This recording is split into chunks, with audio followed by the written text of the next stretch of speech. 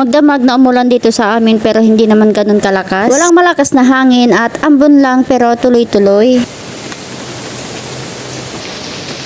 Kahit nga signal number 1 dito sa amin, ang aking asawa naman ay tuloy pa rin ang kanyang biyahe. Tapos na nga rin nakapagkape ang aking asawa kaya umalis na rin siya para mamasada. Hindi ko siya nasabayan kanina dahil may ginawa nga ako kanina. Alas 8 na ng umaga nung kami magising, ang sarap kasi matulog pag ganitong maulan. Kaya naman tinanghali rin sa pamamasada ang aking asawa. At tinanghali rin kami sa pag-aalmusal, mabuti na lang din at may nabili pang pandesal ang aking bunso. Pagkatapos nga sa aking ginagawa, heto na nga at nagkakape na nga ako habang nakatanaw naman sa labas. Kagabi nga ay hindi nga ako masyadong nakatulog dahil inaalala ko na baka bumigay na naman yung lupa sa likod ng bahay. Aba, mahirap nang matabunan ng buhay. Pero mabuti na lang at ambon nga lang dito sa amin. Masarap nga din talaga magkape kapag ganitong malamig ang panahon plus samahan pa ng mainit na pandesal. 4 na piraso na yung nakain ko pero hindi pa rin ako busog. Parang hangin lang kasi yung tinapay tapos ang liit-liit pa. Pasensya na nga kayo kung maingay yung aking background dahil hanggang ngayon nga ay maambon pa rin dito sa amin. Minsan naman lumalakas yung ulan pero maya-maya ay hihina rin. Nakakatamad talaga lumabas ng bahay kapag ganitong maulan. Lalo na kung maputik ang lugar at hindi sementado ang paligid. Pero nung bata ako, ito yung gustong-gusto ko noon, ang maligo sa ulan. Ang sabi pa nga ng mga matatanda sa amin noon, kapag unang ulan daw ay kailangan basain ang tiyan. Di ko nga alam kung anong purpose noon pero ginagawa ko naman. Syempre, masunurin tayong bata. Tapos ang ginagawa pa namin noon kapag kumukulog at kumikidlat ay tinatakpan namin lahat ng salamin. Pinapatay din namin pati radyo, baka nga daw ito tamaan ng kidlat. Radyo pa lang ang ginagamit namin noon sa pakikinig ng balita dahil wala pa namang kuryente sa aming lugar noon. Maalala ko nga noon kapag ubos na yung baterya ay kailangan pa namin ibilad sa araw o kaya pukpukin tapos ilagay ulit. Sa hirap ng pamumuhay sa probinsya ay kailangan talagang magtipid at dumiskarte. So balik na nga tayo dito sa kwento ng aking ginagawa. So naghuhukas na nga ako ng pinggan. Dapat yung panganay ko ang gagawa nito pero dahil sa inutusan ko siyang bumili ng ulam ay ako na nga naghugas. Marami-rami nga itong aking hinugasan dahil kasama na nga ito ng tanghalian at hapunan. Pinas forward ko na nga lang yung aking ginagawa para hindi na mahaba yung aking video. Baka mas lalo nang walang manood sa akin pagka mahaba na yung video ko. Sa unang banlaw ko ng mga pinggan, ang ginamit ko nga dito ay tubig ulan. Sa pangalawang banlaw naman, ang ginamit ko na dito ay yung malinis na tubig. Kapag ganitong maulan ay nag-iipon ako ng tubig ulan para may panlinis at pambuhos sa CR. Malaking tipid din ito lalo na't nagbabayad tayo ng tubig. Ngayong araw nga pala ay nagluto ako ng kinamatisang manok. Tamang-tama ito sa malamig at maulan na panahon. Luto na yung ating ulam at maya-maya lang ay kakain na rin tayo.